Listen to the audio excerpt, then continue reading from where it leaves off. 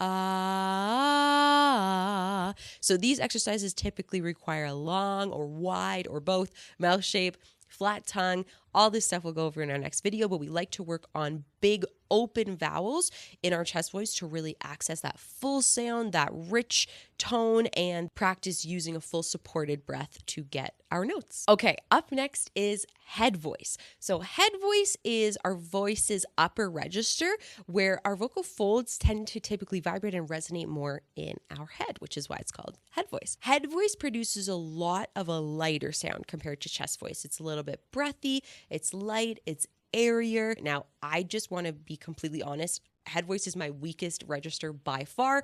I was vocally trained in jazz and musical theater, neither of which used a ton of head voice. So it's something that I'm consistently trying to work on and get better at, but I don't claim to be an expert in this one at all. So I'm always open to feedback and suggestions on how you would describe or teach head voice as well. So the warm-ups I like to do for head voice are often like oohs and ah and wah, stuff that'll still help me open my mouth and project so I'm not too quiet and wispy, but also won't damage my throat, won't make me want to resort to chest voice styles of singing or pushing. Head voice typically requires something called an aspirate onset when we're singing. So that's when we actually release a little bit of air before our note starts. So instead of going ah to try to sing a high note, which can sound like that did, we want to actually let some of our air come out first to get the note started without having to approach it in a way that we would with our chest voice. Warm-ups that I like to do for this one are wah,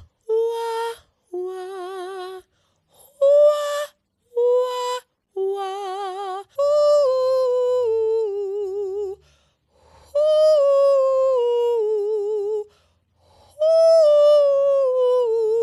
Hear how the air is coming out first? You're hearing that sound. So that's what I like to do to really make sure that I'm going to get into my head voice properly instead of going, whoo.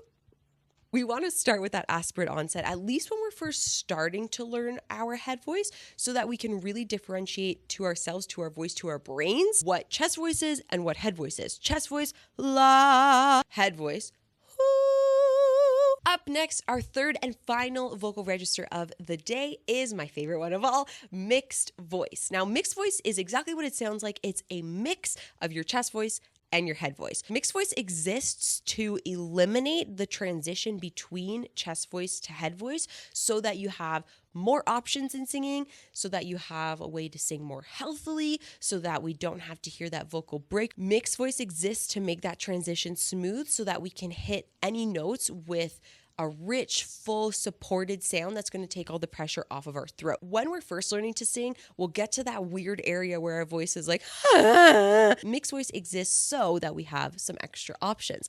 If you don't want to only be able to sing in your chest voice, your full kind of natural sounding voice, or your head voice, your light, airier, breathier voice, we want that middle section, the mixed voice, to provide us with the option to sing right through our full range without any cracks, breaks, interruptions, so that we can choose whatever vocal register we want to sing in at any time. Mixed voice is super, super prevalent in all music, but especially musical theater. For example, ooh, wow, wow. As you might have noticed when I was singing the my nose lifted up a little bit. And that's because mixed voice really resonates in our nasal area. Head voice up here, chest voice in our chest, mixed voice in the middle of our face. We start out with really nasally exercises to kind of activate the nasaliness that we need. And the reason we want nasaliness, there's got to be a real word for this. Whatever, we'll figure it out another day. The reason we want nasaliness is so that we can train our throat to not go for those big notes. Ooh, wow!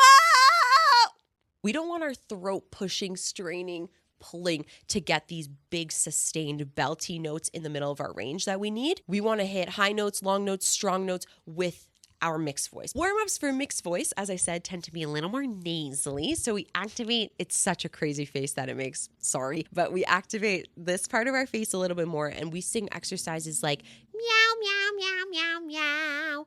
Meow, meow, meow, meow, meow. With the main goal being that the feeling, the resonance is not in our throat at all, but instead it's kind of buzzing, vibrating in our face, It's going to look weird. It's going to sound not great, but it is actually genuinely part of the mixed voice journey that will make things a lot easier in the long run. I know that this all sounds pretty intense right now, and it's like, okay, you're telling us what all these things are, but how do I actually do them? I promise it is coming. I didn't want to make this like an hour-long video with describing all the registers and then also doing a full in-depth warm-up routine for each register, because it felt like that would be a lot to throw at you in one video. So I'm going to post chest voice, head voice, mixed voice videos with specific exercises and songs you can sing in each. But for today, I just wanted to go over what everything was and what you might be feeling when you're singing.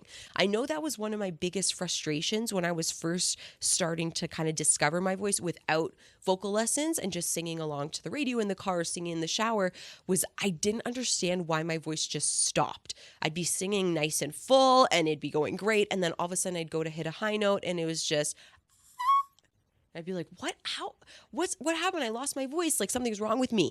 So I just wanted to mostly make this to clarify, nothing's wrong with you. It's very, very normal. And in fact, happens to everybody, but also it is a real thing that's happening. And it's our vocal registers transitioning. All right, guys, I think that's all I have for you today. I hope that video felt informative. I hope it gave you a little bit more information about what range is, what our registers are, and hopefully provided you with a little bit more context as to what you're experiencing in your voice when you're singing. Our next video is going to be all about chest voice warm-ups, and I've got a lot of great exercises planned, and I've got some really good songs I can recommend for your chest voice. Please let me know what you thought of this video. Let me know if you've had any questions, any recommendations. Also, just let me know what your goal is in watching this series. I love hearing from you guys on what you're trying to learn to sing or what you're trying to accomplish with your voice. So let me know, and I'd love to make some videos specifically for what you're working towards. Thank you guys so much for watching. I can't wait to see you in the next one, which will be very, very soon, I promise.